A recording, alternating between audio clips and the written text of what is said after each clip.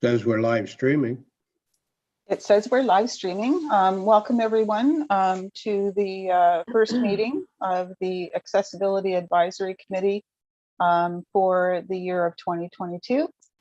And I will be beginning the meeting as a staff liaison so that we can put forward a motion on the floor.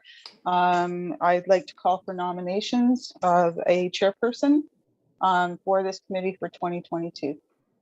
Doug? Councillor Ousley. That's fine. I would like to nominate Crystal Morrissey as chairperson for the 2022 calendar year. Okay, are there any other nominations that anyone would like to make? I think you need a seconder. Oh, do I need a seconder? Andre is waving that he seconds, and Sharon. And so for the second time, I'll call for nominations. Are there any other nominations? And the third time, I'll call for nominations. And hearing none.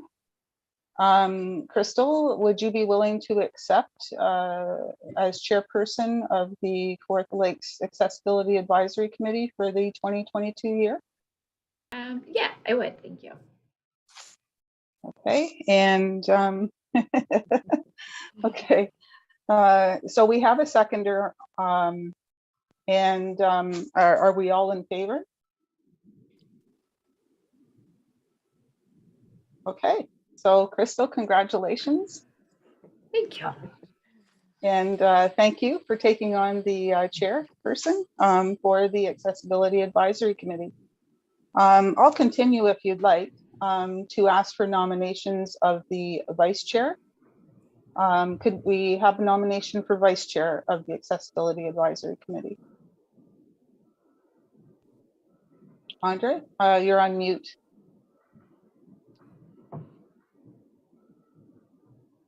I'd like to nominate Diane for vice chair. Okay, and do we have a seconder on for Diane as vice chair? Elizabeth? Are there any other nominations for vice chair? And for the third time, are there any other nominations? I'll put that out there one more time. Diane, would you be willing to accept the nomination as vice chair for the Accessibility Advisory Committee for the 2022 year? Oh, you're on mute. Yes, I will. Okay. So are we all in favor to have Diane as vice chair? All in favor? Okay, thank you. So at this point, Crystal, if it's okay with you, I'll turn the agenda over to our chair. Okay, thank you so much, Barb. And it's nice to see everybody again in 2022 for anyone I haven't seen yet or we haven't got together yet. So we'll go right ahead with our administrative business. Item 2.1, the adoption of the agenda. Motion made by Elizabeth, a seconder. Councillor Elmsley, and all in favor. Wonderful. 2.2, if anyone has any declarations of pecuniary interest.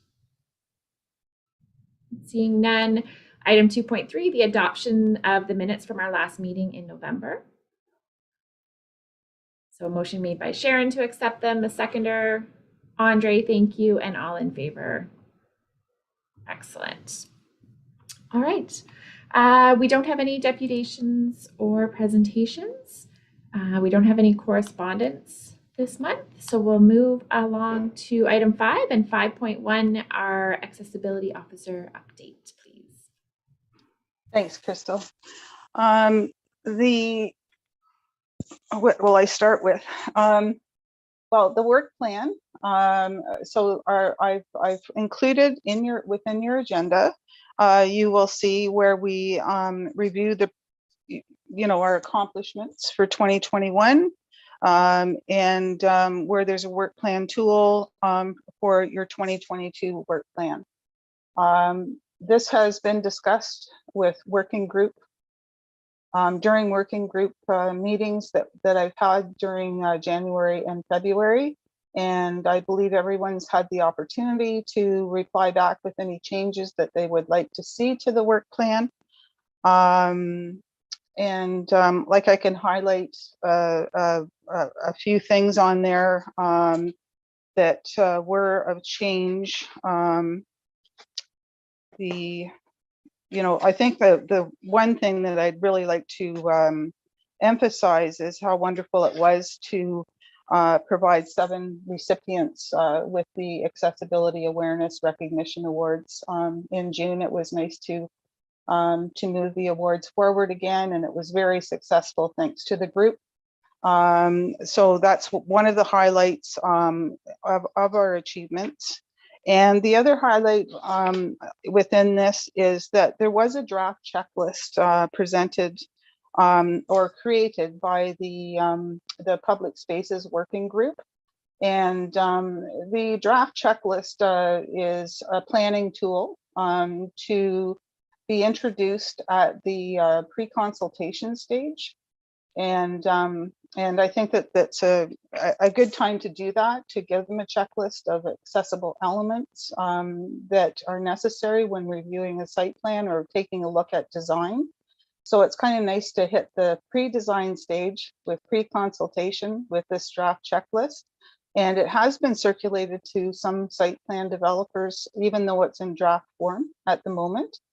And what will be nice about 2022 is that we'll move that draft into a full-scale piece. There's a couple of links that we have to link to that we will secure, and it should be quite useful in hopefully reducing some comments necessary at the when we're circulated with the actual site plan at the end of the day.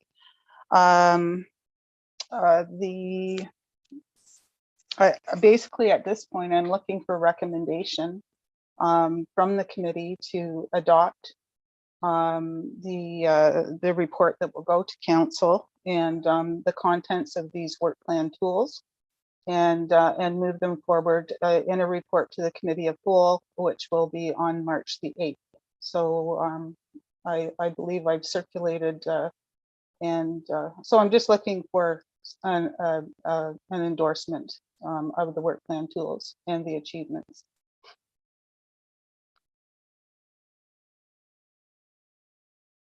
Okay.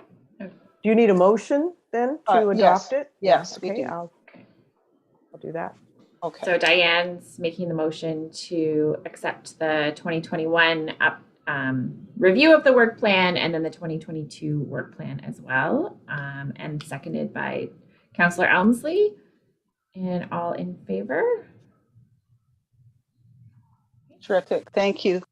And also as part of the agenda, I circulated the 2021 review and progress report for the Accessibility Master Plan, 2018 to 2023. There are a few highlights that I would like to make mention of within this as well. And like some of the capital project highlights are, like, I got a list from Ryan Smith that they have completed the Garnet Graham washroom, accessible building and washroom, that the Woodville Arena improvements, they've been completed, and that the Victoria Park Armory has received an accessible front entry, door replacement, and elevator improvements.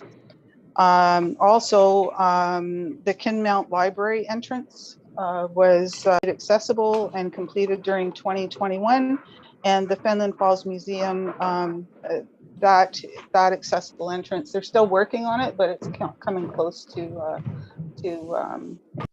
completion. So those are some highlights as far as capital is concerned.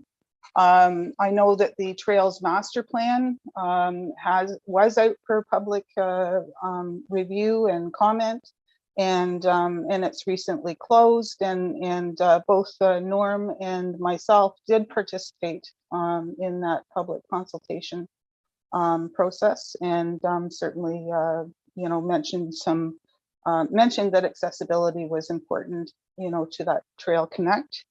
I know that another thing that happened in 2021 is we had to submit our accessibility compliance report in December, and that was successfully submitted before the deadline.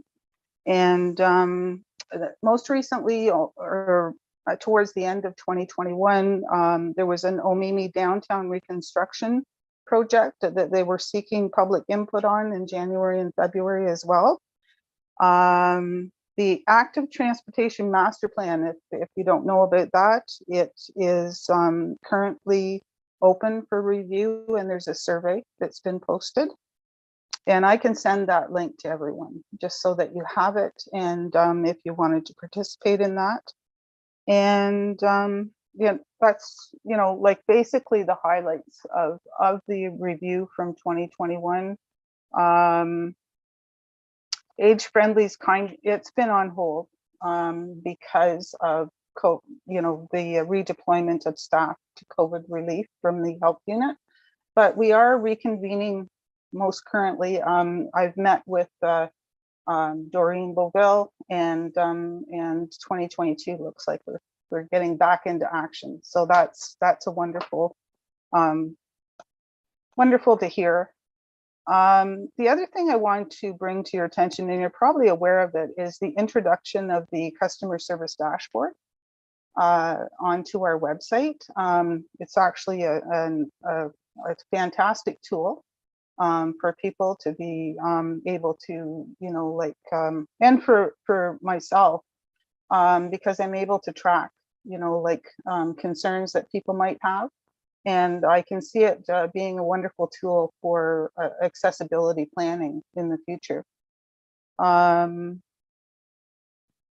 the other highlight from the master plan is that we have a group established when it comes to a corporate culture of equity, diversity, and inclusion.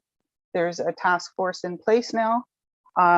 We began with work on the truth and reconciliation policy, and council and inside staff in particular have received that training during the month of November and December. We were provided with online university training for truth and reconciliation, and it was a wonderful, eye-opening training. So I look forward to working with that task force further, as accessibility and inclusion is a very, very important component of that task force. Other than that, it is there for your information, and to let you know that that this also will be presented to council at the committee of a whole on March the 8th. In form of a report, and I also plan on creating a presentation for that day as well to highlight some of the items. And like I have it, and I would like to say to tell you about some of the projects that are moving ahead for 2022 that are very, very exciting. They've received approval for the Fenland Falls Library interior renovation. So, and the Kirkfield Medical Center renovation is like the medical center in Cobequid, or sorry, is it Kirkfield? Yeah, Kirkfield or Cobequid. There's a medical center that's that's going to be created. Lindsay Library, the flooring replacement, there will be flooring replacement, and to include tactile strip on the stair nosing, and everything will be following the accessibility design guidelines in 2022. And that was from Jocelyn. That was a list from building. And Ryan has advised that they will be moving ahead with the Bob Cajun Beach Park with the accessible washrooms and pathways throughout the park and accessible playgrounds and features. And Forbert Memorial Pool, the parking lot and the lighting will be improved. There will be improvements to the Woodville Arena lobby to make it accessible. Wilson Fields, there will be paving planned for around the washroom building to aid in access. And there will be additional recreation trails planned throughout the sports complex. And this is just to name a few, like 2022 sounds completely exciting. So that's basically my report, Crystal, and thank you for the recommendation to move the achievements and work plan forward for the committee. Thank you for that, Barb. Were there any questions or comments for Barb? Diane?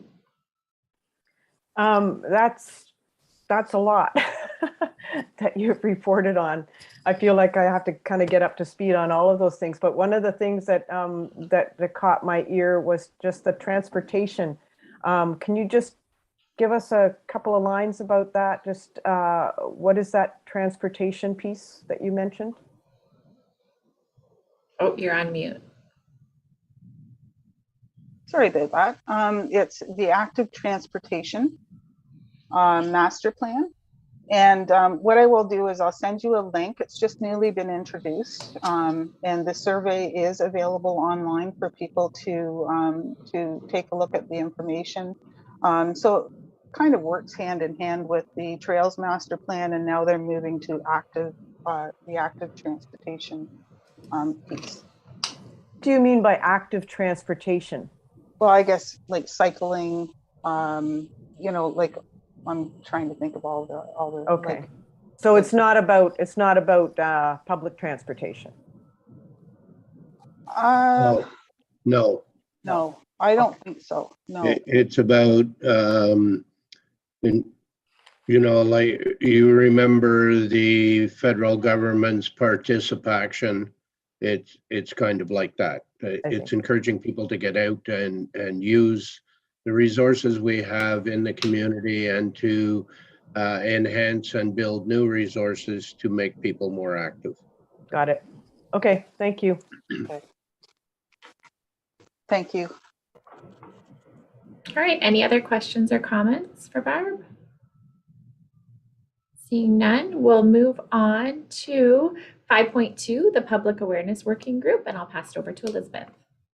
So our biggest focus right now is the 2022 Accessibility Awards. We're still keeping nominations open, and if anyone knows of any business, group, or individual who's breaking down barriers in the city, they can submit an application. Deadline is March the 25th. And hopefully we do have a number of applications already, nominations, and we're looking forward, if there are any more that come in, that would be great. Should notice that although the nomination form asks for a second reference, it's not necessary because in some situations you wouldn't have a second one. The other thing that in our public education and awareness we were talking about, we're going to try each month or at each meeting to bring forward accessibility in the media. And so this month we're focusing on John Thurston, who is a Paralympian. He is from Dunsford, and he is, I imagine he's currently in Beijing, or if not, he will be very soon in Beijing. And he will be on the curling team, and we're going to cheer for them. Hopefully they do well. And he's been in a number of articles, and if you also check on Paris Sports Ontario, there's an excellent article about him. So that's, I think,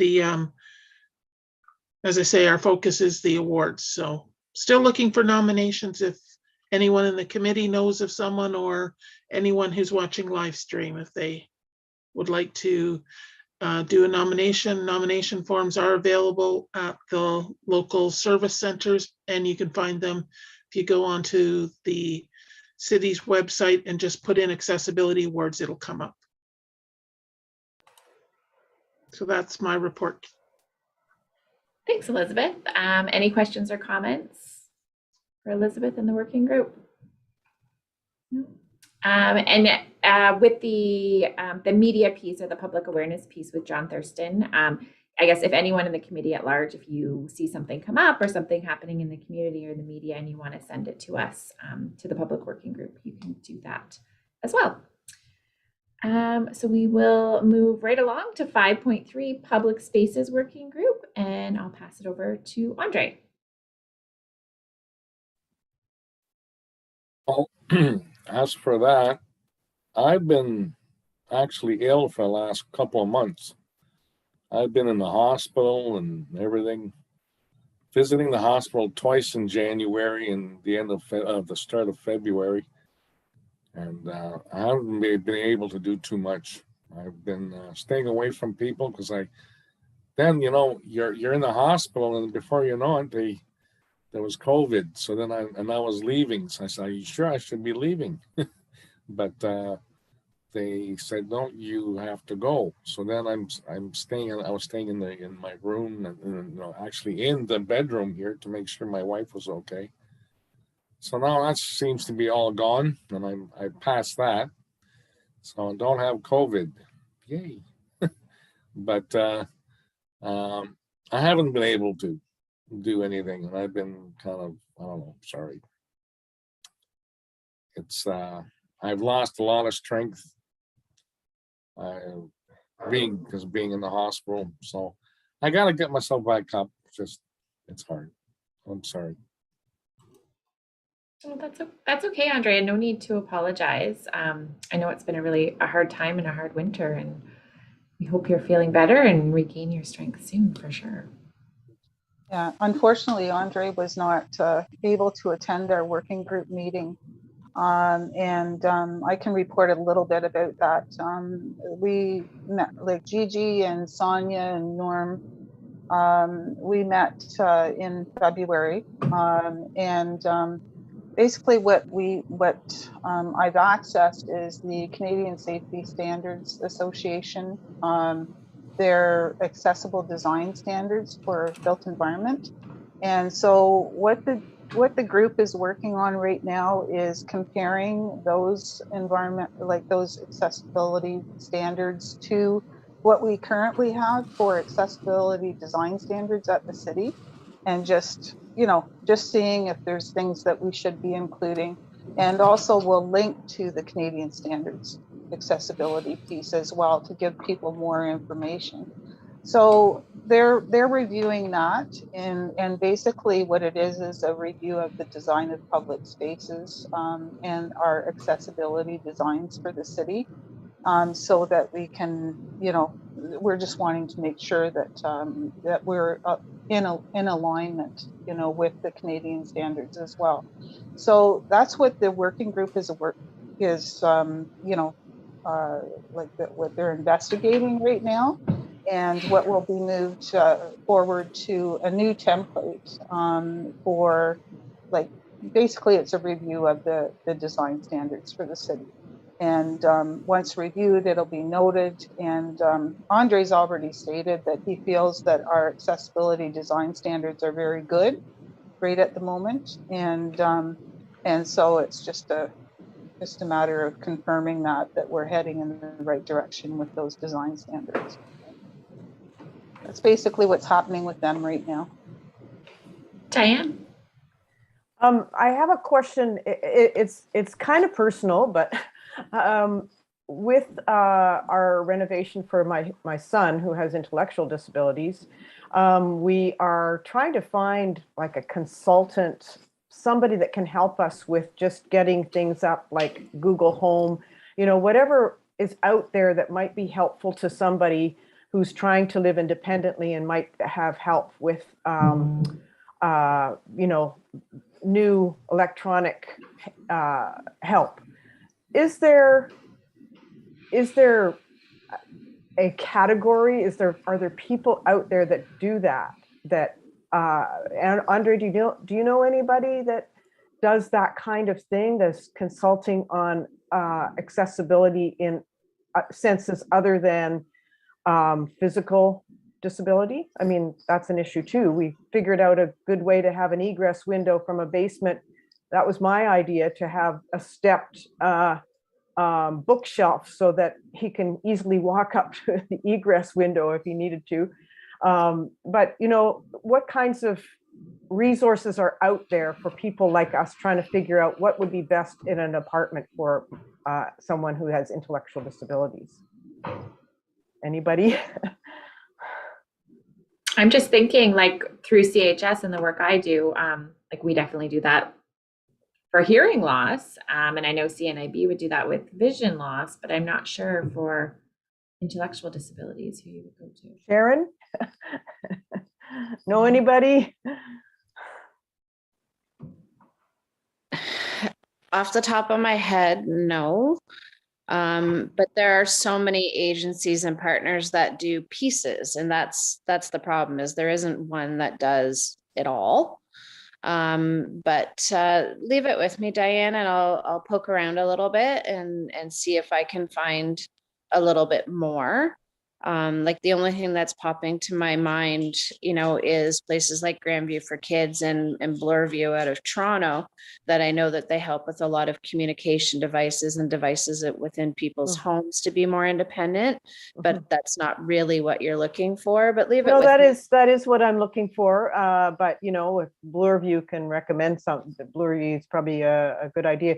Somebody suggested to me someone who is computer savvy, that is an ABA consultant. So ABA is where you assess a person's very down to every detail, person's ability to do, you know, sometimes it's behavioral. It tends to be related to behavioral stuff as well. But in the autism community, an ABA person teaches someone how to do something that they might not have been able to do.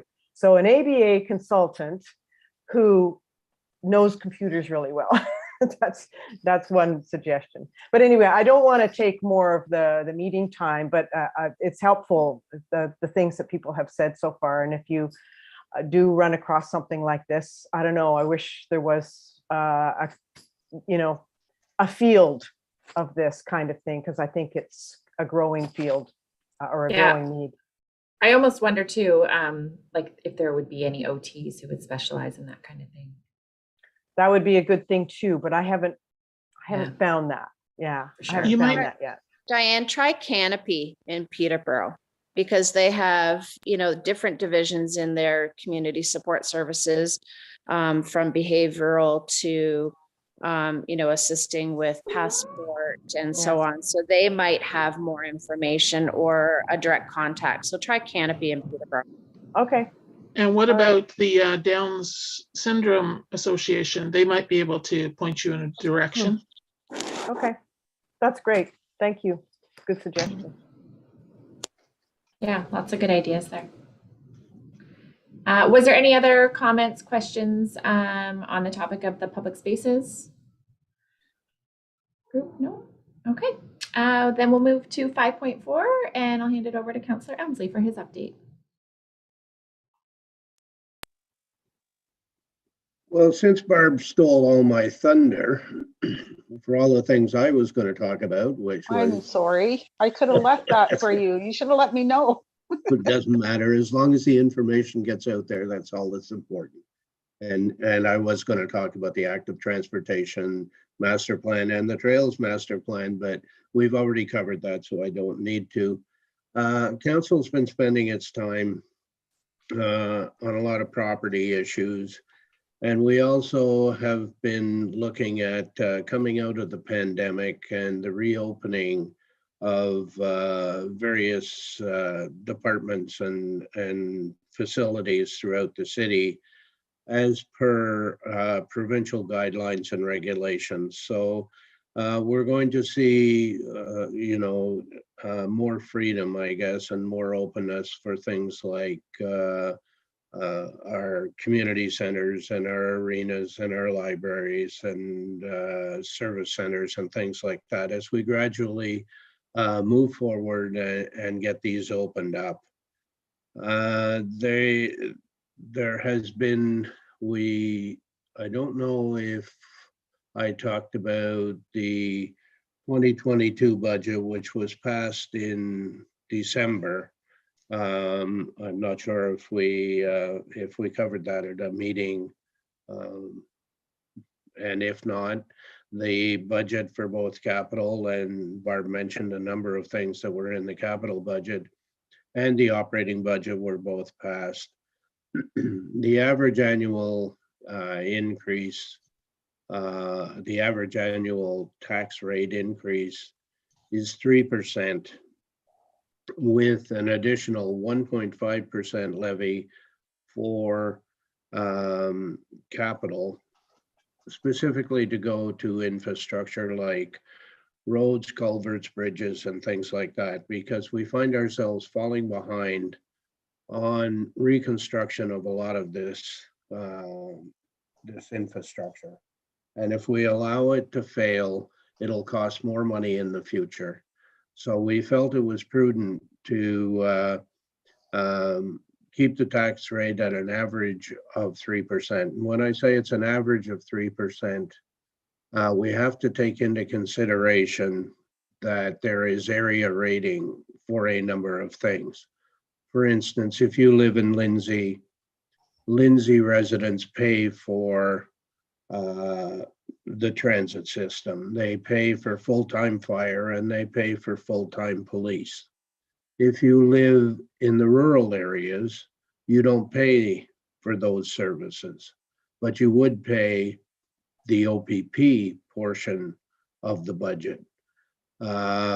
If you live in any urban area, then you would pay for sidewalks and curbs, streetlights. No, sorry, streetlights is now area rated, has been taken off the area rating.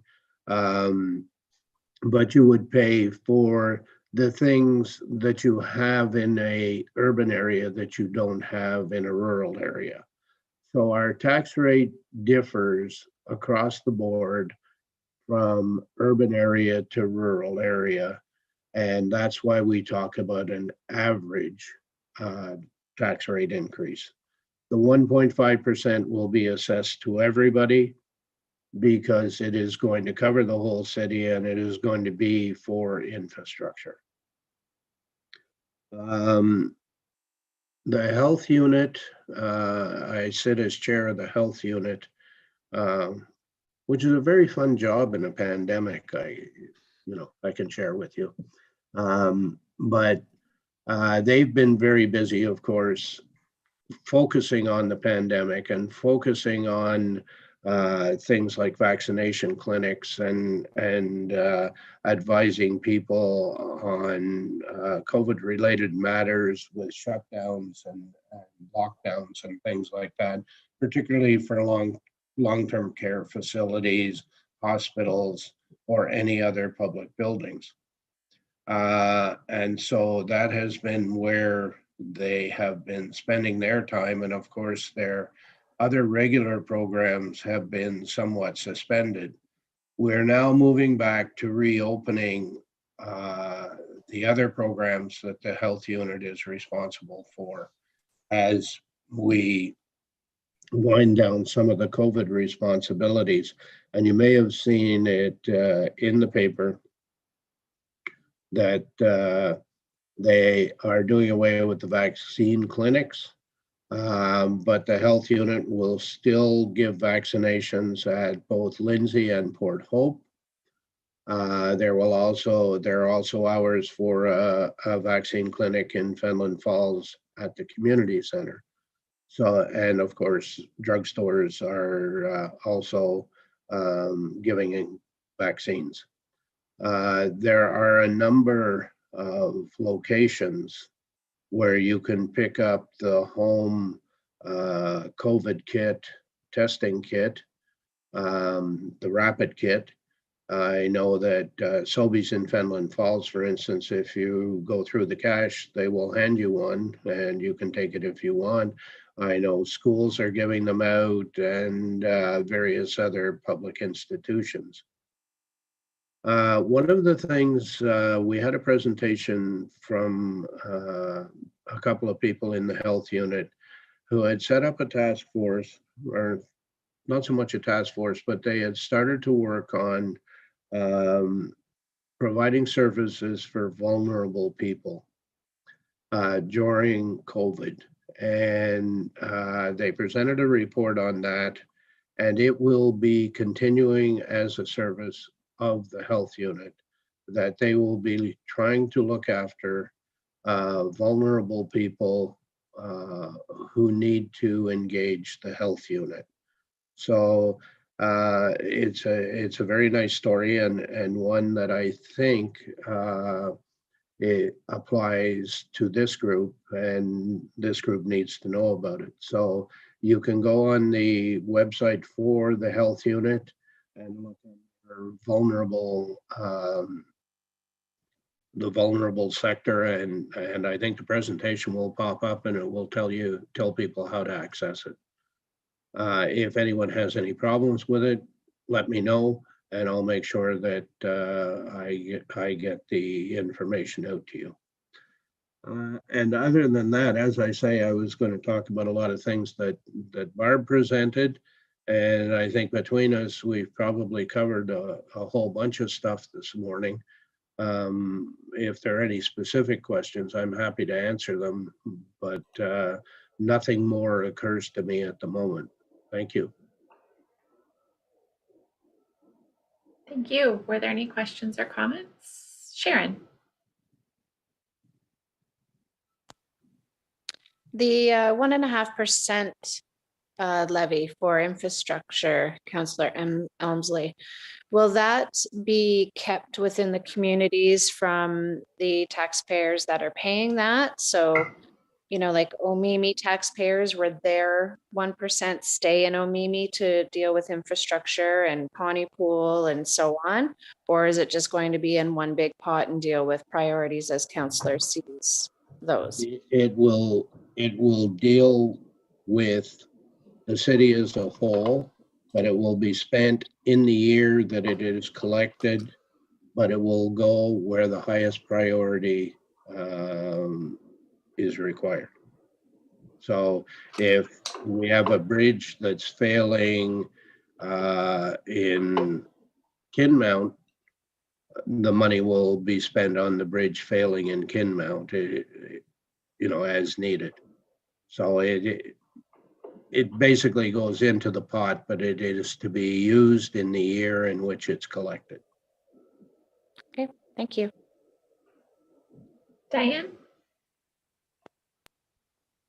I was just looking at the health unit website. Did you say it's up already for vulnerable people, that link, or is that still to come? I don't see it. I thought there was something there. If you can access the meeting of last Thursday, you should be able to see the presentation. I see. Okay, because that would be, you know, if it's for vulnerable people, it would be really important that they would be able to find the link very easily if they went to the HKPR website, you know, that they don't have to go searching for it or anything like that. So I don't see it looking obvious in the list right now. I guess it could be under my health, my home, my family, my community, my health unit. Could be under any of those, but it would be nice to have that really easily found.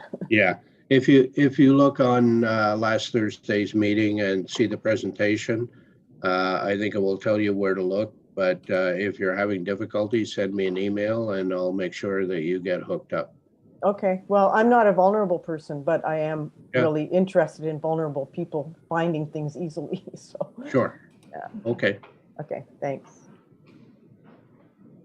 Could we ask Barb to share that with the committee members, so we have it in our files? Sure. I can do If that. it's not too much to ask. No, not at all. Thank you, that would be helpful. Any other questions, comments? No? We'll see if someone can make a motion to accept the reports 5.1 through 5.4. Sharon, thank you, and a seconder. Diane, thank you. All in favor? Excellent. So moving on to 6.1 under new and other business, our 2022 meeting dates. So I know we have been meeting the third Wednesday of the month at 1:30. Is that staying the same, Barb, or was there anything you wanted to add there? Well, that would be up to the committee membership. Okay. So I guess it's a discussion to have today. We have scheduled the third, like we have scheduled it as listed. So I know Sharon sometimes has great difficulty with Wednesdays. What is everyone else's thought with Wednesdays? Like, should I'm it? good with Wednesdays. You're good with Wednesdays, Elizabeth? I was just going to suggest, could you send out a Google poll and just see what dates work, whether morning or afternoon? We know that Tuesday's out because Councillor Emsley that's when council is. Yeah. But if we put out a schedule or a Google poll or whatever one you use, and then just see what the majority says. I can do that. Yeah, because I know Sharon has a terrible time with Wednesday afternoons. Is there any, I guess, does anyone have a particular time period that is difficult for them? Like, I know what Sharon's difficulty is. Andre, what about you? What's easier for you? You're on mute. You're on mute, Andre.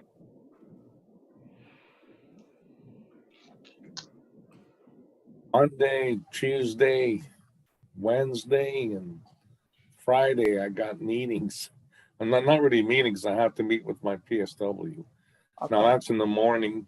Okay. Morning. Tuesday, it's actually in the afternoon, but it doesn't matter. Tuesdays doesn't seem to be a very good day. No. So No. Wednesday, let's see, when's my 10 o'clock? Okay. PSW. So.